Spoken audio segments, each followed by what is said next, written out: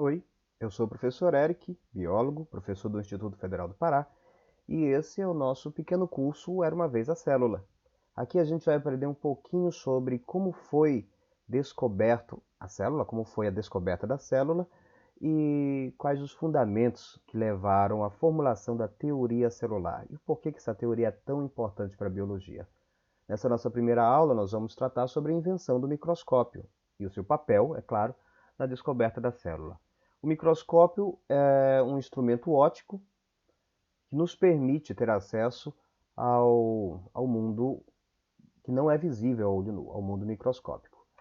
Hoje, para a gente, parece uma coisa muito comum você pensar em bactérias, em germes, em vírus, mas houve um tempo em que não se fazia ideia de que essas coisas existiam, simplesmente porque você não pode ver. O uso de lentes, como lupas, por exemplo, uma simples lupa de aumento, ele remonta desde a antiguidade. Entretanto, a gente só vai ter um avanço realmente significativo a partir de 1280, quando os italianos inventam os óculos. 3 séculos depois, em 1591, nós temos de fato a criação do primeiro microscópio. E a gente pode dizer realmente que a gente entrou na época, na era do microscópio. Os holandeses Zacharias Janssen e Hans Janssen, que era um pai e filho, o Hans, pai do Zacarias, constroem o primeiro microscópio. Entretanto, esse microscópio ele era mais utilizado como um brinquedo pela nobreza. Mas alguns cientistas da época perceberam que dava para se utilizar, para brincar de formas diferentes com o microscópio. Por exemplo, em 1665, Robert Hooke, utilizando o microscópio, observa o que ele vai chamar de célula. Mas isso é ponto para a nossa próxima aula. Enquanto Hooke trabalhava, né, no seu microscópio, nós temos também um, um outro inventor trabalhando, né, em paralelo. Antony van Leeuwenhoek, que em 1675 se torna a primeira pessoa a registrar observações de micro-organismos. Não quer dizer que ele tenha sido o primeiro necessariamente a observar micro-organismos, mas ele foi o primeiro a registrar. E as suas lentes foram tão boas que permitiram que ele tivesse um aumento de quase 300%. Mas, na imagem, né? Mas vamos prosseguir. Então, em 1665, Robert Hooke utiliza um microscópio chamado composto. Por que composto? Porque ele possui duas lentes. Ele tem uma lente aqui embaixo chamada objetiva, que fica voltada, né, para o objeto, e uma lente que fica próxima dos olhos, que é a lente ocular. Esse microscópio composto ele é diferente do microscópio de Leeuwenhoek, que a gente vai ver daqui a pouco. Para que você fique sabendo como funciona a ampliação em um microscópio, imagina que você tem aqui na lente ocular um aumento, por exemplo, de 5 vezes. E aqui na lente objetiva um aumento de 10 vezes. Como que você calcula esse aumento? Simples. Você multiplica o aumento da lente ocular pelo aumento da lente objetiva.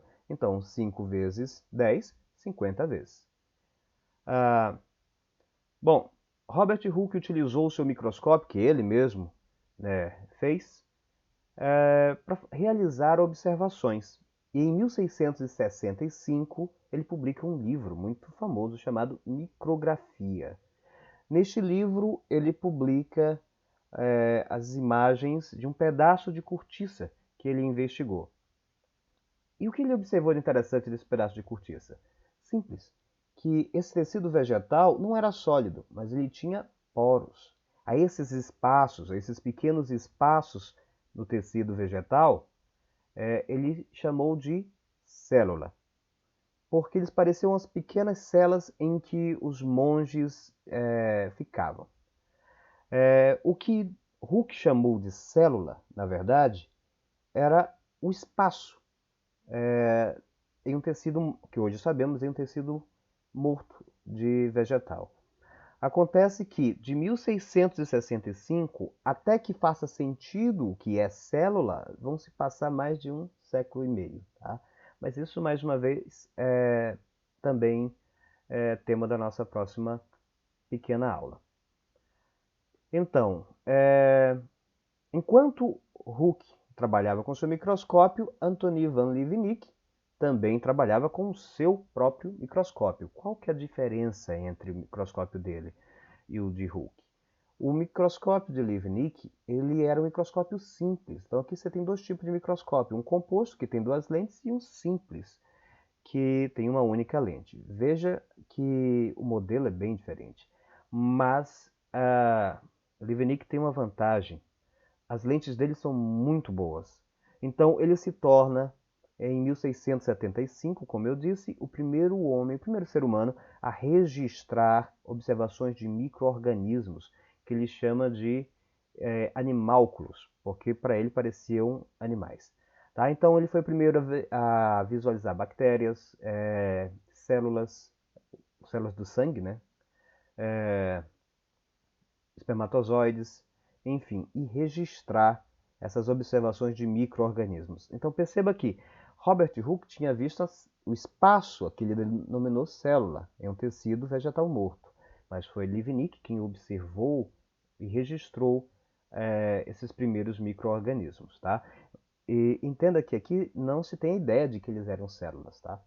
Apenas que Leeuwenhoek registrou que viu micro-organismos, que hoje nós chamamos de micro-organismos. Bom, continuando nossa linha do tempo, nós estamos aqui em 1675.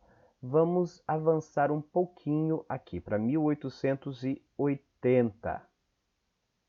Então a gente vai ter aqui o surgimento da teoria celular, assunto da nossa próxima aula, aqui na primeira metade dos anos 1800, né, do século XIX.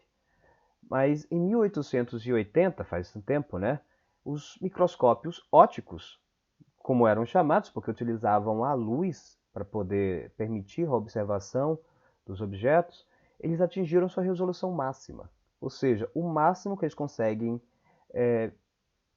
ampliar uma imagem sem perder detalhes. Então eles conseguiam perceber detalhes em imagens com até 0,2 micrômetros. Tá?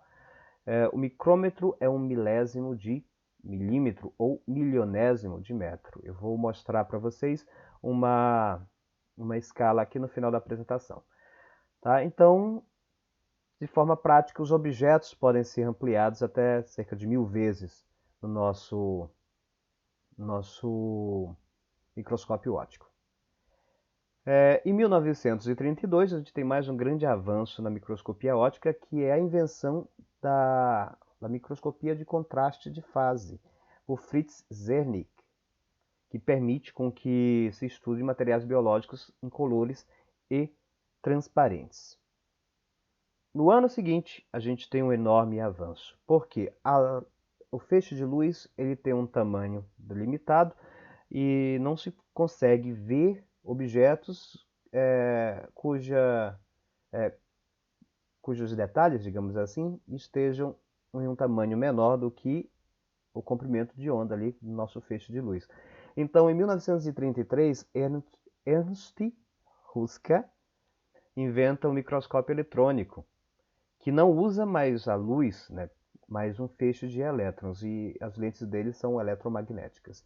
E dessa maneira, a gente pode dizer que ele consegue ampliar o objeto até 1 milhão de vezes.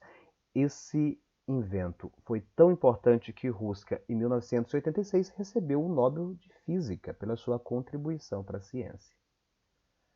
Aqui a gente tem uma imagem de uma micrografia, né, como se fosse uma fotografia tirada pelo microscópio, tá, eletrônico, só que de um tipo especial. Tá? Essa aqui é uma micrografia de um microscópio eletrônico de varredura que foi criado por Gerd Binnen e Heinrich Rohe, complicado, né, de pronunciar, em 1981.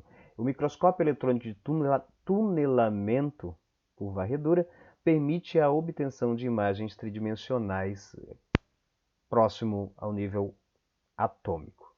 Então, isso que você está vendo aqui do lado são grãos de pólen em microscopia de varredura eletrônica. E por fim, a gente tem aqui a pequeno gráfico mostrando, né, a variação do tamanho das células, desde o ovo de sapo, que você ainda consegue ver, claro, né, tem 1 milímetro de comprimento, e aqui nós temos o limite de resolução da microscopia óptica, com o óvulo humano, cerca de 100 micrômetros. Lembrando, o micrômetro é um milésimo de milímetro ou um milionésimo de metro. Tá? A maioria das células vegetais e animais vai estar contida aqui nesse espaço, tá? Nesse intervalo entre 100 micrômetros e 10 micrômetros.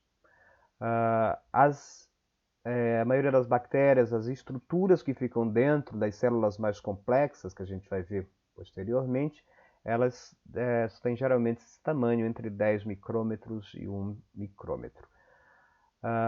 E nossa menor bactéria está aqui, né? Um pouco mais de 100 nanômetros, e já em um ponto em que a microscopia óptica já não consegue nos dar tantos detalhes, embora alguns tipos de microscopia óptica vão conseguir um pouco mais de resolução. Tá? A microscopia eletrônica ela amplia esse nosso leque, tá? Nos permitindo ver quase 1 nanômetro, cerca de 2 nanômetros. Tá? A gente pode ver estruturas de proteínas, estrutura de lipídios, algumas moléculas. Qual que é o problema da microscopia eletrônica? É que os corantes, digamos assim, utilizados, né, só funcionam se o tecido estiver morto.